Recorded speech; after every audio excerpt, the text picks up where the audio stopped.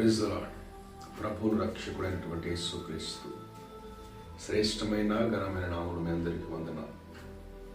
గడిచిన రాత్రంతా ప్రభు మనల్ని మన కుటుంబాలను తన సురక్షిత రెక్కల కింద కాచి కాపాడి నూతన దినాన్ని ప్రభు మనకు అనుగ్రహించినందుకు ప్రభువునికి సమస్త మహిమ ఘనత ప్రభావములు కలుగునగాక. Praise the lord. ఈరోజు దేవుని వాగ్దానం, దేవుని వాక్యం మత్తయి సువార్త 8వ అధ్యాయం 3వ వచనం. అందుకాయన చేయి చాపి వాని ముట్టి, నాకిష్టమే, నీవు శుద్ధుడవు కమ్మని చెప్పగా తక్షణమే వాని కుష్ఠరోగము శుద్ధి అయ్యే. Praise the Lord. దేవజనాంగమా, యేసు ప్రభు స్వస్థపరిచే దేవుడై ఉన్నారు.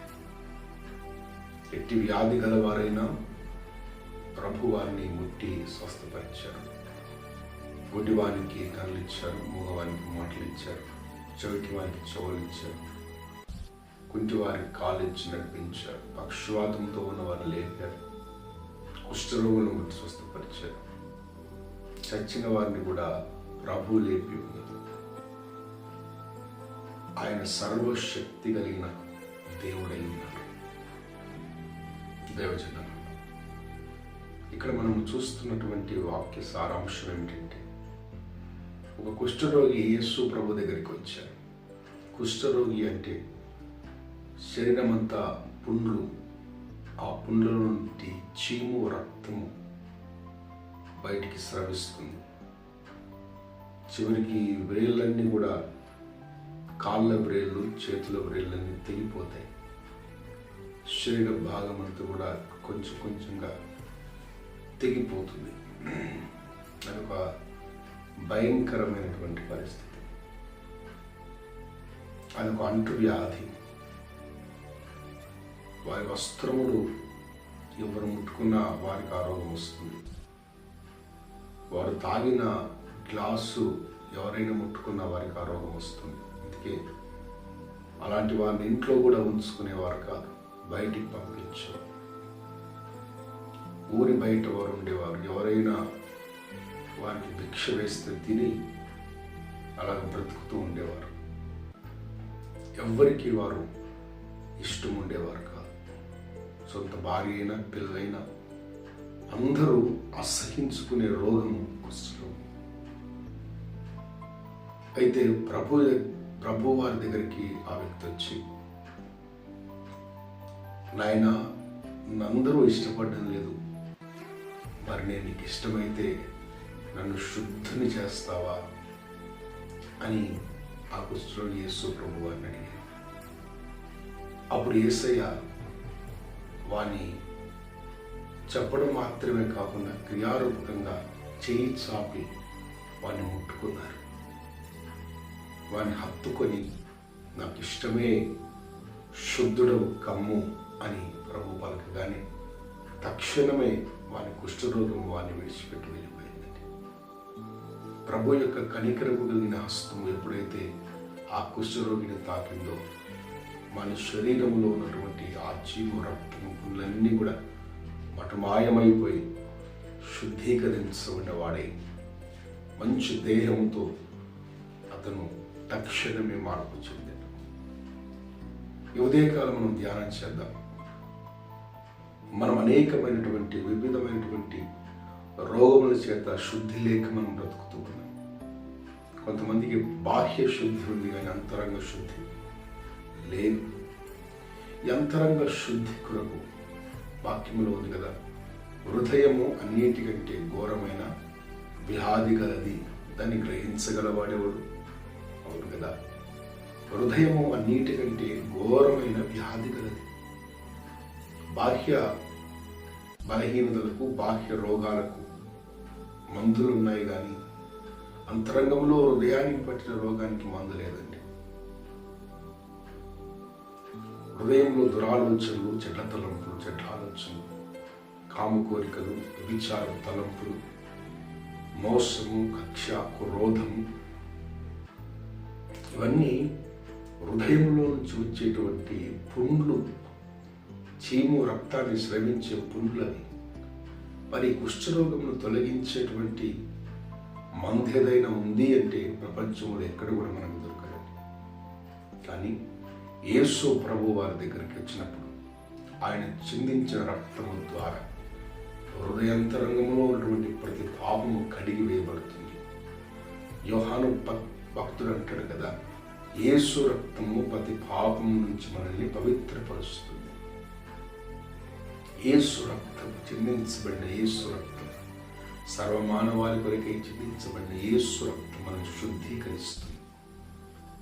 మన అంతరంగంలో ఉన్నటువంటి దుష్టత్వాన్ని కడిగి వేస్తుంది. లోకంలో ఎవరికి మనం ఇష్టం లేని వ్యక్తులు, ఎవరికి మనము అందరూ మనల్ని దూషించే వ్యక్తులే మనం చేసిన క్రియలను బట్టి. అయితే ప్రభువారు ఈ ఉదయకాలం నాకు ఇష్టమే అని అడుగుతున్నాడు. నాకు ఇష్టమే. నువ్వు మారు మనసు పొందితే, నువ్వు పశ్చాత్తాపడితే, నీ పాపము నిమిత్తమై నువ్వు పశ్చాత్తాపడితే ప్రతి పాపం నుంచి విడిపిస్తాడు. రోగానికి పాపానికి ఏమిటి సంబంధం అని అడగవచ్చు. ప్రతి రోగము పాపము ద్వారానే వస్తుంది.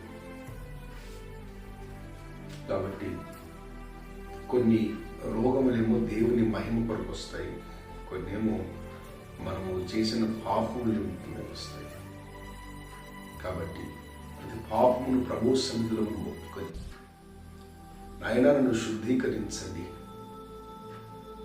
అని మనం అడిగితే ప్రభు చెప్పే మాట ఏంటో తెలుసా? నాకు ఇష్టమే, శుద్ధుడవు కమ్ము. నువ్వు పరిపూర్ణంగా మారు మనసు పొందితే, నువ్వు పరిపూర్ణంగా విడుదల పొందు, మా పశ్చాత్తాపడితే తప్పక నా ప్రభువు నిన్ను పవిత్రపరిచి శుద్ధీకరించే దేవుడి ఉన్నారు. ఈ ఉదయకాలం దేవుని మాటలు వింటున్నటువంటి ప్రియ సహోదరి సహోదరుడు,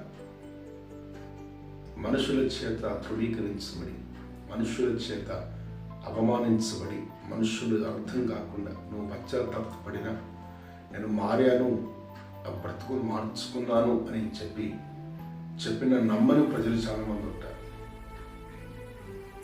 ఇదిగో ప్రభు దగ్గరికి రా. ఆయన నేను శుద్ధీకరించి ఘనమైన పాత్రగా, ఇక్కడ విలువ లేదు అక్కడ విలువైన పాత్రగా దేవుడిని నిలబెడతాడు. ఎన్నిక లేని చోట బలమైన జనముగా ఆయన నిలబెడతాడు. తేజో మహిమగా ఆయన నిలబెడతాడు. ప్రభు ఎదుకరండి, సమాధానపరచబడండి, శుద్ధీకరించబడండి. ఘనమైనటువంటి పాత్రల వలె ప్రభు చేతిలో వాడబడండి. దేవుడికి పరిశుద్ధ వాక్యం దీవించి ఆశీర్వదించిన కాక ప్రార్థన చేసుకున్నాను. ప్రేమ నమ్మకం కలిగిన తండ్రి, కృపణ దేవానికి వందనాలు. నిన్న నేడు నిరంతరం ఏకరీతిగా ఉన్న దేవుడు నాయన, మారని మార్పుని దేవుడు. ఉదయకాలం నీ పాదాల చెంతకు చేరుతున్నాం నాయన. అవును తండ్రి, కుష్ఠరోగితో మీరు పలికారు, నాకు ఇష్టమే శుద్ధుడవు కమ్ము. అవును తండ్రి, మేము కూడా తండ్రి అంతరంగంలో ఉన్నటువంటి హృదయంలో వ్యాధి కలిగిన వ్యక్తులు, చీము రక్తం స్రవిస్తుందయ్యా మాలో. కక్షము, క్రోధము, కోపము, అసూయ, ఓర్వజానివడం, పాపము, విచార తలంపులు, కామకత్వం, పైకి ఎంతగా మేము భక్తి నటించిన లోపల ఒక రోగము పెట్టాడు. మమ్మల్ని శుద్ధీకరించిన ఆయన, మమ్మల్ని పవిత్రపరిచి పరిశుద్ధుల గుంపులో చేర్చండి. నీ సముఖంలో నిలబడే యోగ్యతను, అర్హతను ఇచ్చి ఈ ఉదయకాలం ప్రతి వ్యక్తిని మీరు ముట్టండి. అంత మాత్రమే కాదు, శరీర రోగాలు కూడా మీరు ముట్టండి. ప్రతి రోగము యేసు నామమున కొట్టివేయబడును గాక. ఈ గాయపడి హస్తం ద్వారా తాకి సంపూర్ణమైన స్వస్థతను, విడుదలను దయచేయండి. యేసు శక్తి కలిగిన ప్రభావం కలిగిన నామమున అడిగి వేడుకొనుచున్నాము తండ్రి. ఆమేన్, ఆమేన్. దేవుడు మిమ్మల్ని, మీ కుటుంబాన్ని నిండా దీవించి ఆశీర్వదించున్నారు.